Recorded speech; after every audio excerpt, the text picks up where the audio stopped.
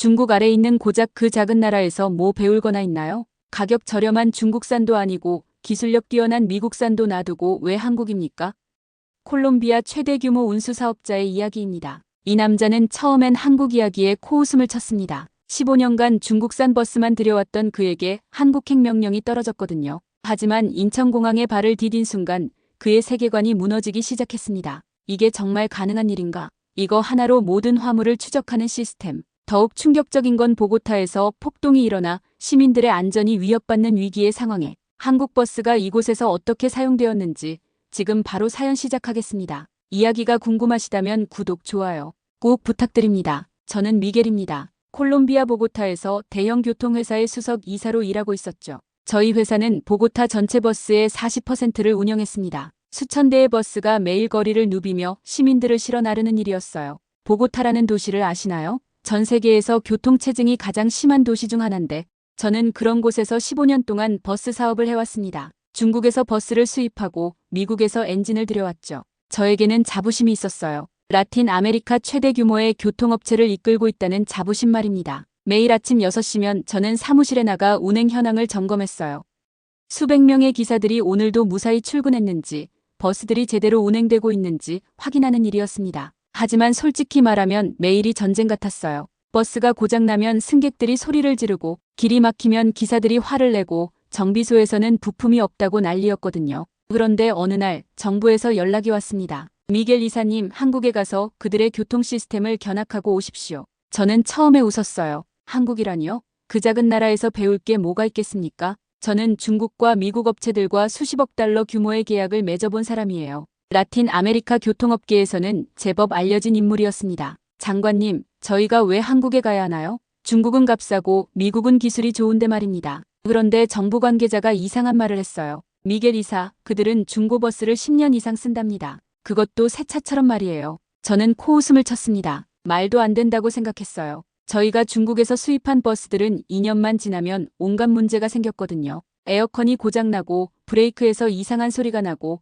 엔진에서 연기가 나기 일쑤였습니다. 하지만 정부 명령이었어요. 마지못해 한국행 항공편을 예약했습니다. 비행기 안에서도 계속 생각했어요. 도대체 그 작은 나라에서 뭘 배우라는 건지 말이에요. 24시간의 긴 비행 끝에 인천공항에 도착했을 때 저는 여전히 회의적이었습니다. 이번 출장은 시간 낭비겠군. 그렇게 생각하며 입국 심사대로 향했어요. 그때만 해도 저는 몰랐습니다. 제 인생이 완전히 바뀔 거라는 걸 말이에요. 공항에서 나오면서 저는 한국 정부에서 보낸 담당자를 만났습니다. 김 과장이라는 분이었어요. 미겔 이사님, 환영합니다. 일주일 동안 한국의 교통 시스템을 직접 체험해 보시게 될 겁니다. 저는 예의상 고개를 끄덕였지만 속으로는 빨리 끝내고 싶었어요. 하지만 그때 제가 본 것은 예상과 완전히 달랐습니다. 공항에서 나오는 순간부터 뭔가 이상했어요. 너무 조용했거든요. 보고타 공항은 항상 시끄러웠어요. 택시기사들이 소리를 지르고 승객들이 짐을 끌며 바쁘게 움직이고 클렉슨 소리가 끊이지 않았습니다. 그런데 인천공항은 달랐어요.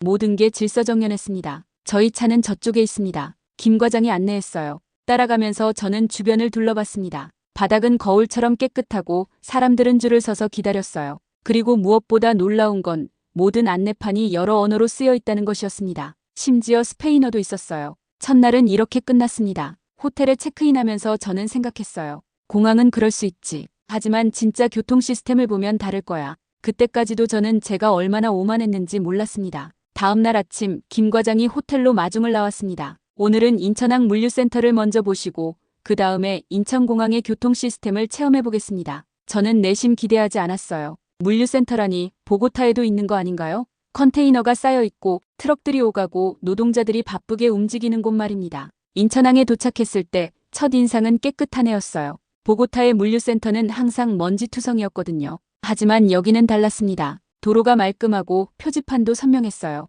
미겔 이사님, 이쪽으로 오세요. 안내원이 저에게 작은 기계를 건네줬습니다. 휴대폰만 한 크기였어요. 이게 뭔가요? QR코드 스캐너입니다. 컨테이너에 붙어있는 코드를 찍어보세요. 저는 반신반의하며 가장 가까운 컨테이너에 붙어있는 사각형 모양의 코드를 찍었습니다. 그런데 화면에 뭔가가 뜨기 시작했어요. 이 컨테이너는 3일 전 부산에서 출발해서 어제 저녁 7시 23분에 여기에 도착했습니다.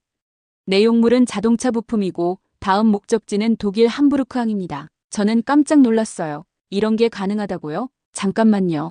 이 정보가 실시간으로 업데이트되는 건가요? 네, 맞습니다. 전 세계 어디서든 이 컨테이너의 위치를 추적할 수 있어요. 보고타에서는 상상도 못할 일이었습니다. 저희는 버스 한 대가 어디에 있는지도 제대로 파악하기 어려웠거든요. 기사들이 무전기로 여기는 23번 노선, 시내 중심가 지나가고 있다고 연락해야 알 수 있는 수준이었어요. 더 놀라운 건 그 다음이었습니다. 물류 담당자가 컴퓨터 화면을 보여줬어요. 이 화면에서 항구 전체의 모든 컨테이너 위치를 볼 수 있습니다. 지금 현재 32,000개의 컨테이너가 있는데 하나하나 다 추적되고 있어요. 저는 입을 다물 수 없었습니다. 32,000개요? 저희 회사 버스가 고작 2,000대인데 그것도 절반은 위치를 모르는 상태였거든요. 그런데 이 시스템을 설치하는 데 비용이 얼마나 들었나요? 초기 투자는 컸지만 지금은 효율성이 워낙 좋아서 오히려 비용이 절약됩니다. 분실되는 화물이 거의 없고 배송 시간도 정확하니까요. 물류센터를 둘러본 다음 인천공항으로 향했습니다. 공항 내부 교통 시스템을 체험해보자는 거였어요.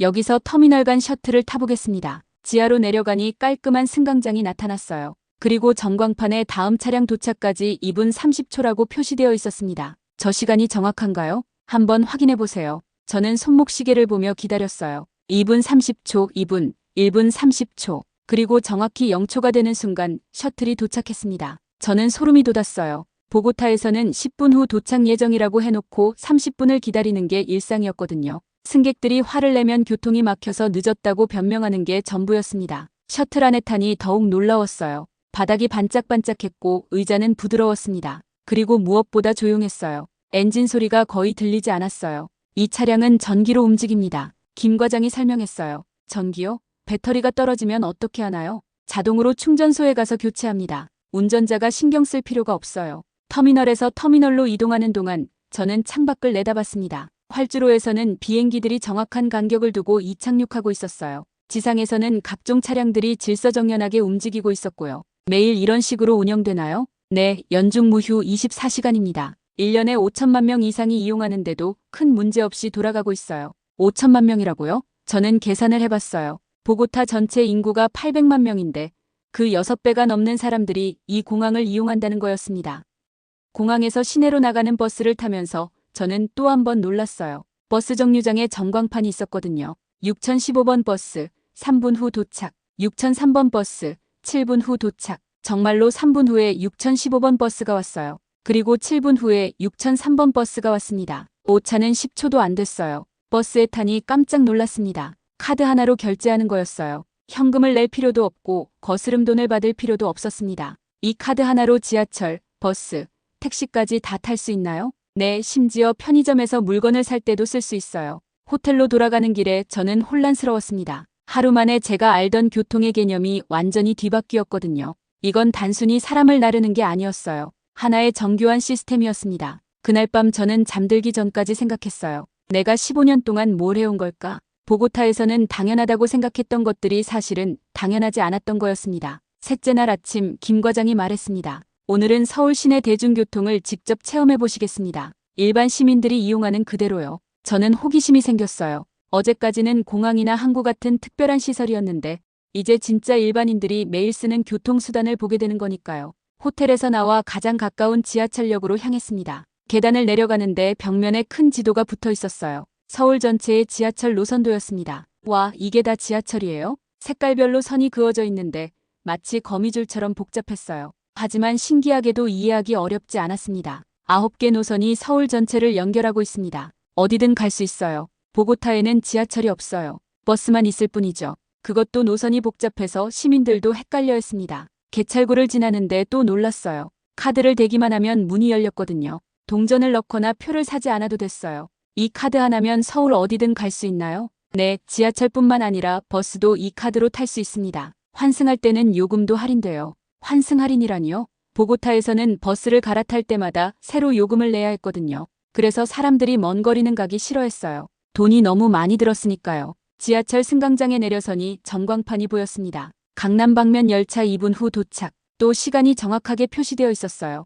그리고 정말로 2분 후에 열차가 들어왔습니다. 저는 이미 어제 경험했지만 여전히 신기했어요. 열차 안은 깨끗했습니다. 바닥에 쓰레기 하나 없고 의자도 부드러웠어요. 그리고 조용했어요. 보고타 버스는 항상 시끄러웠거든요. 엔진 소리, 클렉슨 소리, 승객들이 떠드는 소리로 난장판이었으니까요. 저기 보세요. 김 과장이 천장을 가리켰어요. 노선도가 있고 현재 위치가 불빛으로 표시되어 있었습니다. 그리고 다음 역까지 몇 분 남았는지도 나타나 있었어요. 승객들이 자기가 어디에 있는지 항상 알 수 있겠네요. 맞습니다. 길을 잃을 일이 없어요. 5개 역을 지나서 강남역에 도착했습니다. 사람들이 질서정연하게 내리고 탔어요. 밀치거나 소리 지르는 사람이 없었습니다. 지상으로 올라와서 버스 정류장을 찾았어요. 그런데 정류장에 또 놀라운 게 있었습니다. 버스 정보 안내 시스템이라고 쓰여 있는 전광판이었어요. 여러 개의 버스 번호와 함께 도착 시간이 실시간으로 업데이트되고 있었습니다. 146번 3분 후, 472번 7분 후. 저는 입을 벌리고 바라봤어요.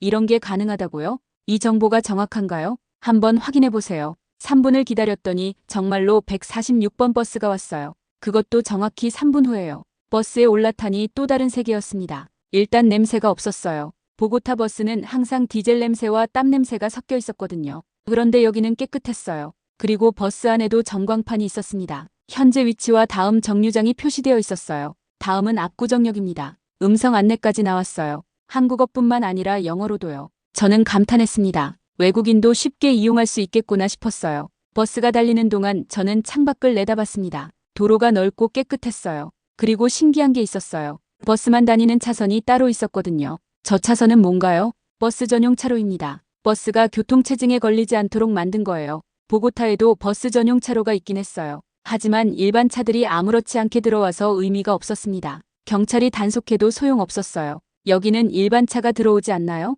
카메라로 단속하고 있어서 위반하면 바로 벌금이 나갑니다. 20분 정도 버스를 타고 한강 근처에서 내렸어요. 그리고 이번에는 공공자전거를 체험해보자고 했습니다. 따릉이라고 하는 서울시 공공자전거입니다. 초록색 자전거들이 줄지어 서 있었어요. 스마트폰 앱으로 잠금을 해제하고 타면 된다고 했습니다. 이것도 지하철 카드로 결제할 수 있나요? 네, 가능합니다. 카드를 대니 자전거 잠금이 풀렸어요. 타보니 생각보다 편했습니다. 기어도 있고 바구니도 있었어요. 한강변을 따라 자전거를 타면서 저는 생각했어요. 지하철에서 버스로, 버스에서 자전거로. 이 모든 게 하나의 카드로 연결되어 있다는 게 놀라웠어요. 이런 시스템을 구축하는데 얼마나 걸렸나요? 수십 년이 걸렸습니다. 하지만 한번 만들어 놓으니 시민들이 편리해하고 환경도 좋아졌어요. 자전거를 반납하고 다시 지하철을 타고 호텔로 돌아가는 길에 저는 복잡한 감정을 느꼈어요. 부러움과 부끄러움이 동시에 올라왔거든요. 보고타에서 저는 매일 승객들의 불만을 들어야 했어요. 버스가 왜 이렇게 늦어요? 에어컨이 왜 안 나와요? 차비가 왜 이렇게 비싸요? 그때마다 저는 변명했어요. 교통체증 때문에 어쩔 수 없다. 정부 지원이 부족하다. 연료비가 올랐다. 하지만 서울에서는 그런 변명이 통하지 않을 것 같았어요. 시민들이 요구하는 수준이 높았거든요. 그리고 그 요구를 시스템이 충족시키고 있었어요. 호텔방에서 저는 보고타에 있는 직원들에게 전화했습니다. 안토니오, 나야, 미겔이야. 의사님, 한국은 어떤가요? 저는 잠시 말을 못했어요. 뭐라고 설명해야 할지 모르겠더라고요. 안토니오, 우리가 틀렸어. 완전히. 무슨 말씀이세요? 여기 사람들은 버스가 언제 올지 정확히 알고 있어. 1분 단위로 말이야. 그리고 한 장의 카드로 모든 교통수단을 이용할 수 있고. 그런 게 정말 가능한가요? 보고 있으니까 믿을 수밖에 없지. 전화를 끊고 나서 저는 창밖을 바라봤어요. 서울의 야경이 반짝이고 있었습니다. 그리고 그 불빛 하나하나가 누군가의 집으로 돌아가는 길을 밝혀주고 있다는 생각이 들었어요. 이게 진짜 교통이구나. 그렇게 중얼거렸습니다. 넷째 날, 김 과장이 새로운 곳으로 안내했습니다. 오늘은 현대글로비스 중고차 센터를 견학하겠습니다. 한국의 중고 상용차 관리 시스템을 보여드리려고 해요. 중고차 센터라니요? 저는 의아했어요. 중고차가 뭐 특별할 게 있나 싶었거든요. 보고타에도 중고차 시장이 있었어요. 하지만 대부분 고물들이었죠. 고양시에 있는 대형 중고차 센터에 도착했습니다. 입구부터 규모가 달랐어요. 축구장 몇 개를 합친 것만 한 크기였거든요. 여기에 몇 대나 있나요? 지금 현재 약 3,000대 정도 있습니다. 버스, 트럭, 특수 차량까지 다 포함해서요. 3,000대라고요? 저희 회사 전체 보유 차량이 2,000대였는데 여기는 중고차만 3,000대라니요. 들어가자마자 눈에 띈 건 정리 상태였어요. 모든 차량이 종류별로, 연식별로 깔끔하게 정렬되어 있었습니다. 보고타의 중고차 시장은 어디에 뭐가 있는지도 모르는 상태였거든요. 이 버스 좀 보세요. 담당자가 한 대를 가리켰어요. 2015년식 현대 유니버스였습니다. 9년 된 차인데도 새 차처럼 반짝반짝했어요. 이 차 정말 2015년식 맞나요? 네, 확인해 보시겠어요? 담당자가 태블릿을 꺼내더니 차량 번호를 입력했습니다. 그러자 화면에 엄청난 정보가 뜨기 시작했어요. 이 차량은 2015년 3월에 출고되어서 서울 시내버스로 6년 운행했습니다. 총 주행거리는 48만 킬로미터고요. 48만 킬로미터요? 보고타에서는 20만 킬로미터만 넘어도 고물 취급받았는데 말이에요. 정비 이력도 모두 기록되어 있습니다. 화면을 스크롤하니 정말 놀라웠어요. 언제 엔진 오일을 교체했는지, 언제 브레이크 패드를 바꿨는지, 심지어 언제 세차를 했는지까지 다 기록되어 있었거든요. 2018년 4월 15일 에어컨 필터 교체, 2019년 10월 3일 타이어 교체, 2020년 6월 22일 엔진 오버홀, 모든 정비 내역의 사진까지 첨부되어 있었어요. 부품을 교체하기 전과 후의 모습을 찍어 놓은 거였습니다. 이런 기록을 왜 이렇게 자세히 남기나요? 중고차를 살 때 구매자가 안심할 수 있도록 하기 위해서입니다. 숨겨진 결함이 없다는 걸 증명하는 거죠. 저는 충격을 받았어요. 보고타에서는 중고차를 살 때 운에 맡겨야 했거든요. 겉보기에는 멀쩡해 보여도 사고 나면 온갖 문제가 터져 나왔으니까요. 사고 이력도 확인할 수 있나요? 물론입니다. 화면에 사고 기록이 나타났어요. 2017년에 가벼운 접촉사고가 한 번 있었다고 나와 있었습니다. 그리고 그때 어느 부분을 수리했는지, 어떤 부품을 교체했는지까지 상세히 기록되어 있었어요. 이 차를 실제로 한번 써보시겠어요? 담당자가 열쇠를 건네줬습니다. 저는 운전석에 앉아봤어요. 9년 된 차라고는 믿기 어려웠습니다. 시트도 깨끗하고 계기판도 선명했어요. 시동을 걸어보니 엔진 소리가 부드러웠습니다. 진동도 거의 없었어요. 정말 48만 킬로미터를 달린 차 맞나요? 네, 정기점검을 철저히 해서 그렇습니다. 한국에서는 상용차 정기점검이 의무예요. 주차장을 한 바퀴 돌아봤습니다. 핸들도 가볍고 브레이크도 부드러웠어요. 보고타에서 새로 수입한 중국산 버스보다 훨씬 좋았습니다. 이런 차가 얼마에 팔리나요? 이 정도 상태면 새 차 가격의 60% 정도입니다. 60%요? 보고타에서는 2년만 지나도 50%로 떨어졌는데 9년 된 차가 60%라니요. 다음에 본 건 더 충격적이었습니다. 정비소였어요. 여기서 중고차 정비도 하나요? 네, 판매하기 전에 200항목 점검을 합니다. 200항목이라고요? 저희는 겨우 10개 정도만 확인했는데 말이에요. 정비사가 한 대의 트럭을 점검하고 있었어요. 엔진룸을 열어놓고 하나하나 확인하더니 태블릿에 기록했습니다. 저분이 뭘 하고 있나요? 엔진 오일 상태, 냉각수 누수 여부, 벨트 장력 등을 체크하고 있어요. 이상이 있으면 바로 교체합니다. 정비소 한쪽에는 부품 창고가 있었어요. 각종 부품들이 종류별로 정리되어 있었습니다. 부품 재고는 어떻게 관리하나요? 바코드로 관리합니다. 어떤 부품이 언제 들어왔고 언제 사용됐는지 모두 추적돼요. 보고타에서는 부품 하나 찾는데도 시간이 오래 걸렸어요. 창고에서 뒤적뒤적 찾아야 했거든요. 그런데 여기는 컴퓨터로 위치를 바로 확인할 수 있었습니다. 품질 보증은 어떻게 되나요? 1년 또는 3만 킬로미터 보증합니다. 문제가 생기면 무상으로 수리해줘요. 중고차의 보증이라니요? 보고타에서는 중고차를 사면 AS는 없다는 게 기본이었어요. 마지막으로 본 건 폐차 차량 처리 과정이었습니다. 수명이 다한 차량은 어떻게 하나요? 재활용합니다. 철은 제철소로, 플라스틱은 재생업체로, 오일은 정제해서 재사용해요. 버릴 게 거의 없어요. 환경까지 생각한 시스템이었습니다. 보고타에서는 못 쓰는 차를 그냥 강변에 버려두는 경우가 많았거든요. 견학을 마치고 돌아오는 길에 저는 말이 없었어요. 김 과장이 물어봤습니다. 어떠셨나요? 저는 한참 후에 대답했어요. 제가 15년 동안 뭘 해온 건지 모르겠습니다. 무슨 뜻이세요? 저희는 차를 사서 고장날 때까지 굴렸어요. 정비는 고장나면 하는 거라고 생각했고 중고차는 그냥 버리는 거라고 생각했거든요. 호텔로 돌아와서 저는 보고타 본사에 전화했습니다. 카를로스, 우리 버스 평균 수명이 몇 년이야? 4년 정도요, 이사님. 그 후에는 정비비가 너무 많이 들어서 폐차하거든요. 4년이라고요. 여기서는 9년 된 차가 새 차 같은데 말이에요. 그럼 우리가 지금까지 폐차한 버스는 몇 대야? 지난 10년간 약 500대 정도 됩니다. 500대요. 그 차들이 만약 한국식으로 관리됐다면 아직도 쓸 수 있었을 텐데 말이에요. 그날 밤 저는 계산을 해봤어요. 버스 한 대가 20만 달러라면 500대가 1억 달러예요. 만약 수명을 2배로 늘릴 수 있다면 5천만 달러를 절약할 수 있는 거였습니다. 왜 우리는 이런 생각을 못했을까? 창밖을 보니 서울의 밤거리에 버스들이 달리고 있었어요. 아마 그 버스들 중 상당수가 10년 이상 된 차량일 텐데 모두 깨끗하고 조용하게 달리고 있었습니다. 그때 저는 깨달았어요. 제가 지금까지 해온 일은 사업이 아니라 낭비였다는 걸 말이에요. 다섯째 날 새벽 3시 제 휴대폰이 울렸습니다. 의사님, 큰일 났습니다. 카를로스의 목소리가 다급했어요. 저는 잠이 확 깼습니다. 무슨 일이야? 보고타에서 대규모 시위가 시작됐어요. 정부 청사 앞에 수만 명이 몰렸고 일부가 폭동으로 번지고 있습니다. 폭동이라고요? 저는 서둘러 일어나 뉴스를 켰어요. CNN에서 콜롬비아 소식을 전하고 있었습니다. 콜롬비아 보고타에서 정부 정책에 반대하는 대규모 시위가 폭력 사태로 번지고 있습니다. 시위대와 경찰 간 충돌로 부상자가 속출하고 있으며 화면에 보이는 보고타는 전쟁터 같았어요. 타이어가 불타고 상점 유리창이 깨지고 연기가 하늘을 뒤덮고 있었습니다. 카를로스, 우리 직원들은 안전한가? 다행히 직원들은 모두 집에 있어요. 하지만 문제는 버스예요. 버스가 왜? 정부에서 긴급 수송 명령을 내렸습니다. 부상자들을 병원으로 실어 나르고 시민들을 안전지대로 대피시켜야 한대요. 저는 머리가 복잡해졌어요. 이런 비상사태는 처음이었거든요. 그럼 버스를 출동시켜. 그게 문제예요, 이사님. 버스들이 자꾸 고장나고 있어요. 뭐라고? 카를로스가 상황을 설명했습니다. 15대를 출동시켰는데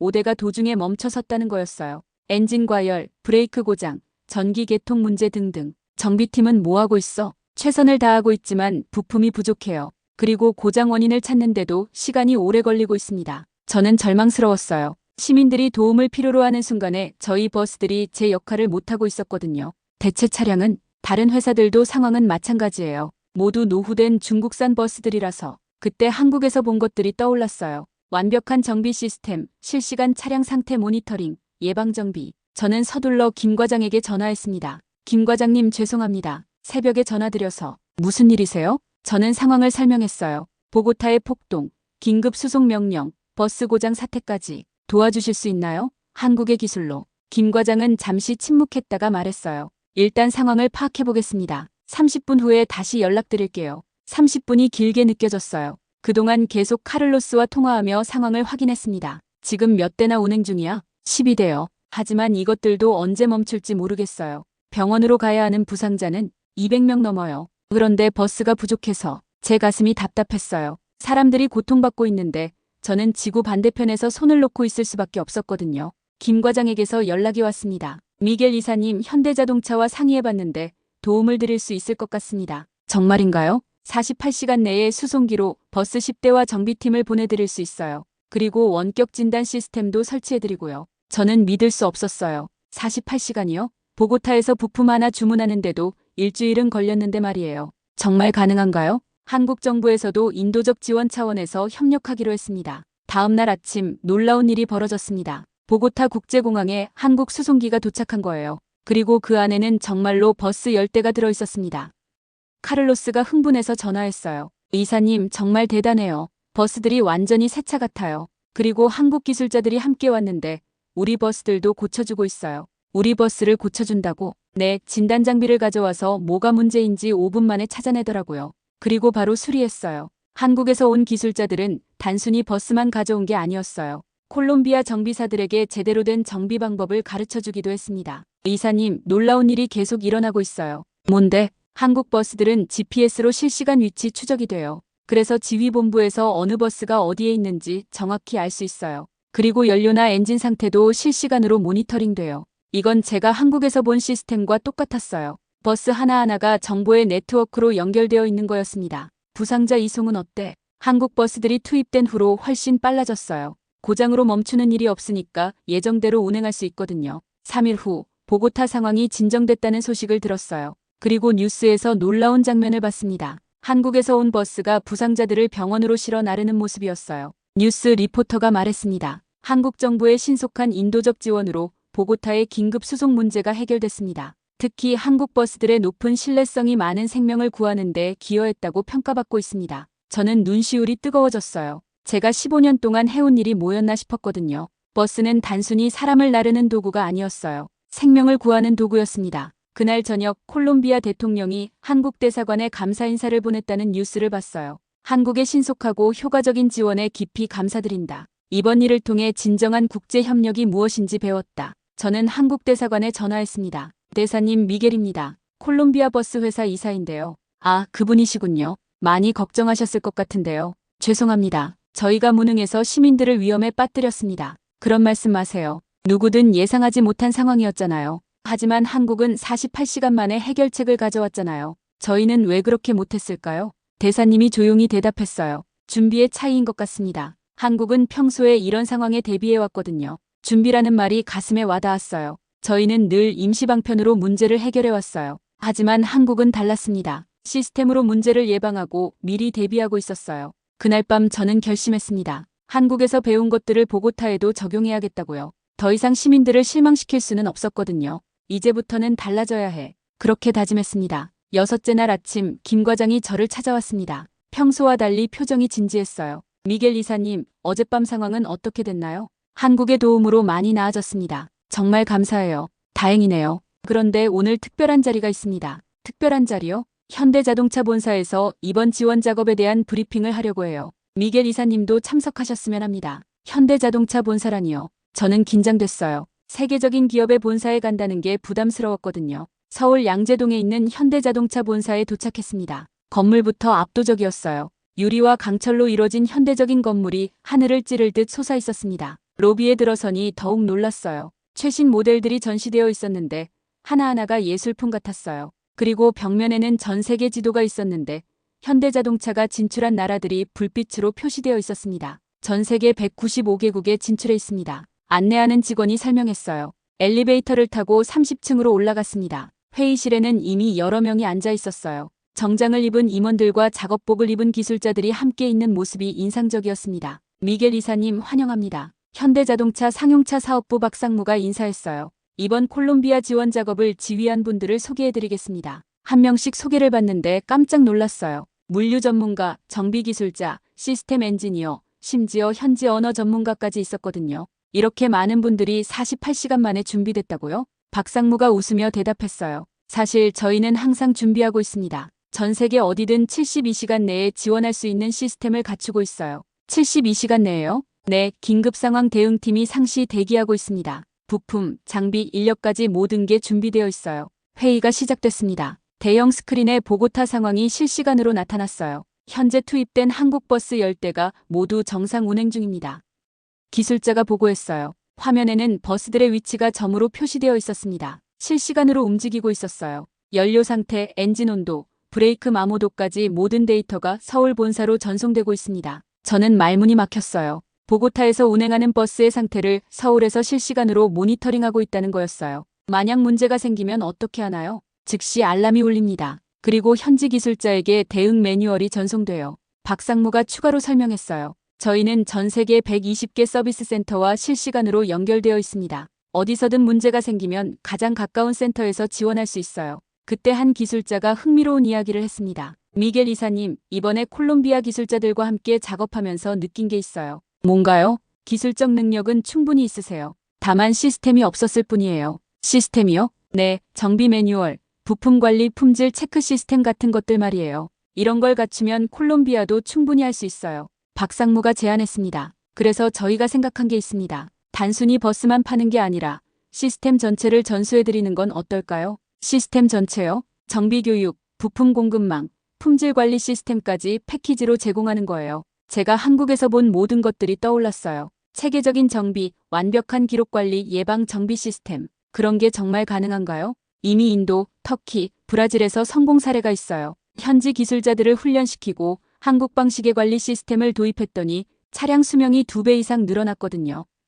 회의실에 있던 인도 출신 엔지니어가 경험담을 들려줬어요. 저도 5년 전에 한국에 와서 교육을 받았습니다. 그전에는 버스가 고장나면 그때그때 고치는 방식이었어요. 하지만 한국 시스템을 배운 후로는 고장이 나기 전에 미리 예방할 수 있게 됐습니다. 결과가 어땠나요? 차량 가동률이 70%에서 95%로 올라갔어요. 그리고 정비 비용은 40% 절약됐고요. 숫자로 들으니 더욱 실감이 났어요. 이건 단순한 기술 문제가 아니라 경영 혁신이었습니다. 박상무가 계속 설명했어요. 가장 중요한 건 사람입니다. 아무리 좋은 시스템이 있어도 사람이 제대로 운영하지 못하면 소용없어요. 그래서 교육이 중요한 거군요. 맞습니다. 저희는 기술 이전과 함께 반드시 교육 프로그램을 제공해요. 3개월에서 1년까지 다양한 과정이 있어요.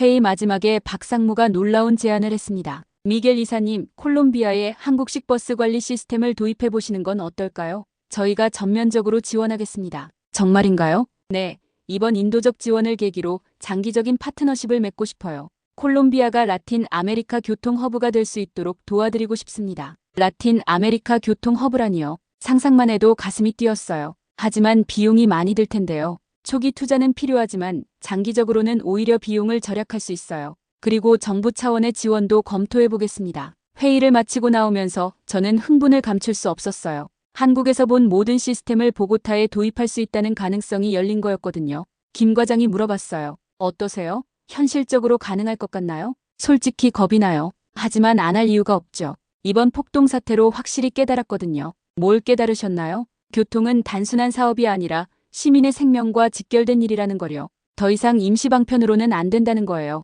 그날 저녁 보고타에 전화했습니다. 카를로스 나야. 의사님 어떻게 됐어요? 큰 변화가 있을 것 같아. 우리 회사가 완전히 달라질지도 몰라. 무슨 뜻이에요? 한국식 시스템을 도입하기로 했어. 정비부터 관리까지 모든 걸 바꿀 거야. 정말인가요? 아직 구체적인 계획은 세워야 하지만 결심은 했어. 더 이상 시민들을 실망시킬 수는 없거든. 전화를 끊고 창밖을 바라봤어요. 서울의 야경이 반짝이고 있었습니다. 그리고 저는 확신했어요. 보고타도 언젠가는 이렇게 될 수 있다고 말이에요. 한국 방문 마지막 날, 특별한 행사가 열렸습니다. 현대자동차와 콜롬비아 정부 간의 MOU 체결식이었어요. 미겔 이사님, 오늘 발표를 해주시겠어요?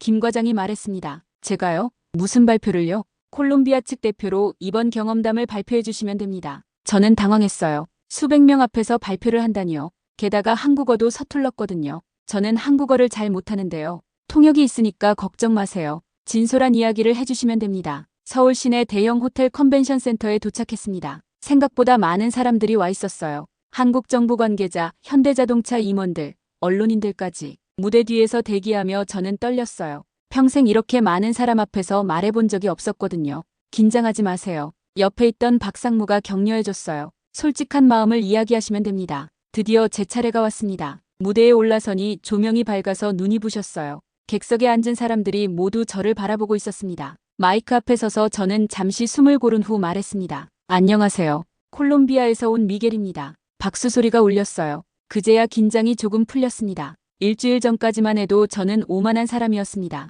사람들이 웅성거리기 시작했어요. 저는 15년 동안 라틴 아메리카에서 버스 사업을 해왔습니다. 그리고 자신만만했어요. 중국, 미국과 거래하는 큰 회사의 이사라고 생각했거든요. 하지만 한국에 와서 모든 게 바뀌었습니다. 화면에 제가 준비한 사진들이 나타나기 시작했어요. 인천공항 셔틀, 서울 지하철, 버스 정보 안내판. 처음에는 믿을 수 없었어요. 버스가 정확히 2분 후에 온다고 표시되는데 정말로 2분 후에 오더라고요. 사람들이 웃었어요. 저희 보고타에서는 10분 후 도착이라고 해놓고 30분을 기다리는 게 일상이었거든요. 더 큰 웃음이 터졌어요. 하지만 웃을 일이 아니었습니다. 그 차이가 무엇인지 깨닫게 됐거든요. 화면이 바뀌어서 중고차 센터 사진이 나왔어요. 9년 된 버스가 새 차처럼 반짝반짝하더라고요. 모든 정비 기록이 완벽하게 관리되고 있었어요. 저희는 2년만 지나면 고철이 되는 버스를 쓰고 있었는데 말이에요. 객석이 조용해졌어요. 그때 깨달았습니다. 저는 사업을 한 게 아니라 낭비를 해온 거였어요. 그 다음 화면에는 보고타 폭동 상황이 나왔습니다. 그런데 며칠 전 보고타에서 폭동이 일어났습니다. 긴급 상황이었어요. 부상자들을 병원으로 실어 나르고 시민들을 안전한 곳으로 대피시켜야 했습니다. 하지만 저희 버스들이 계속 고장났어요. 가장 중요한 순간에 제 역할을 못한 거죠. 제 목소리가 떨렸어요. 그때의 절망감이 다시 올라왔거든요. 저는 한국에 도움을 요청했습니다. 그랬더니 48시간 만에 수송기가 왔어요. 버스 10대와 기술자들까지 함께요. 화면에 한국 수송기가 보고타에 도착하는 사진이 나타났어요. 그 순간 저는 깨달았습니다. 교통은 단순히 사람을 나르는 게 아니라는 걸요. 저는 잠시 말을 멈추고 객석을 바라봤어요. 모든 사람이 집중해서 듣고 있었습니다. 교통은 생명입니다. 버스 한 대가 제 시간에 도착하지 않으면 누군가가 지각할 수도 있어요. 하지만 응급 상황에서 버스가 고장나면 누군가가 죽을 수도 있습니다. 화면에 새로운 사진이 나왔어요. 한국 기술자가 콜롬비아 정비사에게 뭔가를 가르쳐주는 모습이었습니다. 한국 기술자들은 단순히 버스만 고쳐준 게 아니었어요. 저희 직원들에게 제대로 된 정비 방법을 가르쳐줬습니다. 그리고 말했어요. 당신들도 충분히 할 수 있다. 시스템만 있으면 된다고요. 그 다음 사진은 더욱 감동적이었어요. 콜롬비아 청년 정비사가 한국 기술자와 함께 웃고 있는 모습이었습니다. 이 사진을 보세요. 저희 직원 후안입니다. 23살 청년이에요. 한국 기술자에게 3일 동안 배웠는데 이제 진단 장비를 능숙하게 다룰 수 있어요. 객석에서 박수가 터져 나왔어요. 과거에 저는 이윤만 봤습니다. 얼마나 싸게 사서 얼마나 비싸게 팔 것인가만 생각했어요. 하지만 한국은 사람을 보더라고요. 제 목소리가 커졌어요. 버스를 타는 승객, 버스를 정비하는 기술자, 버스를 운전하는 기사. 모든 사람을 생각하는 시스템이었어요. 마지막 화면에는 서울 시내를 달리는 버스들의 모습이 나왔어요. 저는 이제 알겠어요. 진짜 발전이 뭔지 말이에요. 화려한 건물을 짓는 게 발전이 아니에요. 사람들이 안전하고 편리하게 살 수 있게 만드는 게 진짜 발전입니다. 박수 소리가 길게 이어졌어요. 앞으로 저는 단순한 버스 회사 이사가 아니라 교육 책임자가 되고 싶어요. 콜롬비아 젊은이들이 한국 기술을 배워서 더 나은 미래를 만들 수 있도록 돕고 싶습니다. 제가 마지막으로 한 말은 한국어였어요. 일주일 동안 열심히 연습한 문장이었습니다. 한국 여러분 정말 감사합니다. 저희에게 희망을 주셔서 고맙습니다. 객석이 우레와 같은 박수로 터져나왔어요. 그 순간 저는 눈물이 날 것 같았어요. 무대에서 내려와서 여러 사람들이 악수를 청했어요. 그 중에 한 할아버지가 저에게 말했습니다. 젊은이 좋은 발표였어요. 진심이 느껴졌습니다. 감사합니다. 한국에 와서 뭘 배웠는지 알겠어요. 기술이 아니라 마음을 배운 거죠. 그 말이 가장 와닿았어요. 정말로 저는 기술보다 마음을 배웠던 거였습니다. 체결식이 끝나고 김 과장과 마지막 저녁을 함께 했어요. 미겔 이사님, 일주일 동안 어떠셨어요? 제 인생이 바뀌었어요. 정말로. 앞으로 계획은 어떻게 되세요? 보고타로 돌아가서 모든 걸 바꿀 거예요. 쉽지 않겠지만 해야 할 일이니까요. 힘들면 언제든지 연락하세요. 저희가 도와드릴게요. 비행기를 타기 전 인천공항에서 저는 마지막으로 한국을 바라봤어요. 일주일 전 처음 왔을 때와는 완전히 다른 마음이었습니다. 그때는 작은 나라에서 뭘 배우나 싶었는데 이제는 이 나라가 어떻게 이렇게 됐을까 궁금했어요. 답은 간단했습니다. 사람을 중심에 두고 생각했기 때문이었어요. 1년 후 보고타. 저는 새로 지어진 정비센터 앞에 서 있었어요. 큰 간판에 한글과 스페인어가 함께 쓰여 있었습니다. 현대보고타 기술교육센터. 1년이라는 시간이 어떻게 지나갔는지 모르겠어요. 한국에서 돌아온 후 매일이 전쟁 같았거든요. 첫 번째 도전은 직원들을 설득하는 것이었어요. 의사님, 정말 모든 걸 바꿔야 하나요? 카를로스가 걱정스럽게 물었어요. 바꿔야 해. 이대로는 안 돼. 하지만 비용이 너무 많이 들 텐데요. 카를로스, 보고타 폭동 때를 생각해봐. 우리 버스들이 언제 고장날지 모른다는 게 더 비싼 거야. 두 번째 도전은 정부를 설득하는 것이었어요. 한국식 시스템 도입에는 큰 예산이 필요했거든요. 미겔 이사, 한국 기술이 좋다는 건 알겠는데 우리나라 실정에 맞나요? 교통부 장관이 물었어요. 장관님, 한국도 50년 전에는 우리와 비슷했어요. 하지만 사람에게 투자했더니 이렇게 됐습니다. 저는 한국에서 찍은 사진들을 보여줬어요. 특히 콜롬비아 청년 후안이 한국 기술자와 함께 웃고 있는 사진을 강조했습니다. 이게 우리의 미래예요. 세 번째 도전은 가장 어려웠어요. 기존 관행을 바꾸는 것이었습니다. 왜 이렇게 복잡하게 해야 하나요? 오래된 정비사 로드리고가 불평했어요. 지금까지 하던 대로 하면 안 되나요? 로드리고, 당신도 봤잖아요. 폭동 때 우리 버스들이 어떻게 됐는지. 하지만 이 시스템은 너무 복잡해요. 부품 하나 교체하는데도 서류가 몇 장이나 필요하고. 저는 참을성을 갖고 설명했어요. 처음에는 복잡해 보이지만 나중에는 더 쉬워져요. 그리고 더 안전해지고요. 변화는 천천히 일어났습니다. 3개월 후 첫 번째 한국 기술자들이 보고타에 도착했어요. 박 기사와 이 기사였습니다. 안녕하세요. 박 기사가 어색한 스페인어로 인사했어요. 직원들이 웃었지만 따뜻한 웃음이었어요. 6개월 후 첫 번째 성과가 나타났습니다. 버스 고장률이 30% 줄어든 거예요. 이사님, 진짜 되는 것 같아요. 카를로스가 흥분해서 말했어요. 예전에는 하루에 대여섯 대씩 고장났는데 이제는 한두 대만 고장나요. 9개월 후 더 놀라운 변화가 있었어요. 승객 만족도가 크게 올라간 거였습니다. 버스가 정시에 와요. 에어컨이 잘 나와요. 기사님이 친절해졌어요. 시민들의 반응이 달라지고 있었어요. 그리고 1년 후 오늘 저는 가장 감동적인 순간을 맞았습니다. 정비센터 개소식에 한국에서 손님들이 왔어요. 김 과장, 박상무, 그리고 1년 전 서울에서 만났던 분들이었습니다. 미겔 이사님, 정말 대단하세요. 김 과장이 엄지를 들어 보였어요. 1년 만에 이렇게 바뀔 줄은 몰랐어요. 정비센터 안으로 들어가니 더욱 놀라운 광경이 펼쳐졌어요. 콜롬비아 젊은이들이 한국식 진단 장비를 능숙하게 다루고 있었거든요. 후안, 어떤가? 제가 물었어요. 의사님, 정말 신기해요. 버스가 아프기 전에 미리 알 수 있어요. 후안은 이제 23살이 아니라 24살이 됐어요. 하지만 더 중요한 건 그의 눈빛이 달라졌다는 것이었습니다. 자신감과 자부심이 있었어요. 후안아, 한국어도 배웠다면서? 네, 안녕하세요. 후안이 웃으며 한국어로 인사했어요. 한국 기술자들과 더 잘 소통하고 싶어서요. 센터 한쪽에는 교육장이 있었어요. 20명의 젊은이들이 열심히 공부하고 있었습니다. 저기 있는 학생들은 뭘 배우는 거예요? 김 과장이 물었어요. 한국식 정비 시스템이요. 6개월 과정인데 졸업하면 다른 회사에서도 모셔가려고 해요. 정말 그랬어요. 한국식 교육을 받은 정비사들이 인기였거든요. 다른 교통회사들도 이런 인재를 원했어요. 개소식 행사가 시작됐습니다. 보고타 시장도 와 있었고 콜롬비아 교통부 장관도 참석했어요. 제가 마이크를 잡고 말했습니다. 1년 전 저는 한국에 갔었습니다. 처음에는 별 기대가 없었어요. 하지만 한국에서 저는 기술이 아니라 철학을 배웠습니다. 사람을 중심에 두는 철학을요. 객석에 앉은 직원들이 고개를 끄덕였어요. 오늘 이 자리에 선 것은 저 혼자의 힘이 아닙니다. 한국 친구들의 도움이 있었고 우리 직원들의 노력이 있었어요. 특히 우리 젊은 친구들이 열심히 배워준 덕분입니다. 후안을 비롯한 젊은 정비사들이 부끄러워하며 웃었어요. 앞으로 우리의 목표는 단순합니다. 보고타 시민들이 안전하고 편리하게 이동할 수 있도록 돕는 것입니다. 박수가 터져나왔어요. 그리고 라틴 아메리카 다른 나라들에도 이 경험을 나누고 싶어요. 우리가 받은 도움을 다른 곳에도 전해주고 싶습니다. 행사가 끝나고 저는 김 과장과 정비센터를 둘러봤어요. 정말 많이 바뀌었네요.